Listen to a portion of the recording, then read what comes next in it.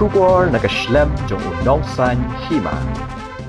Ka thaya kon khti ka jilla ka Margareth Pathaw ka bano umsning Ribhoy district kala Khur ka Takma Ksiar ha ka 43rd World Arm Wrestling Championship kabala lang ha Antalya Turkey. Ka junior Khur ka te ka Takma kala wan hadian bakala laban pelim no ya kanong ilekay na Brazil ha ka kardan ilekay Ribhoy kg left-handed category jong gikin thay.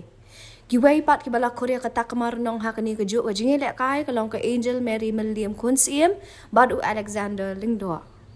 Kani ka lampong kanang yat mentabat lakmi lenti bakin nang don shoot kiway pat kinong ilekay ka jila kiban Khur jing job ha kani ka lampong. And we're ready here. And we're off. Both trying to climb the other guy's fingers. Oh, it's dead wrist press, I think, from India. Looks like she has hand position. Yeah, it is. It is a win from India. World champion in the masters 60 kilos.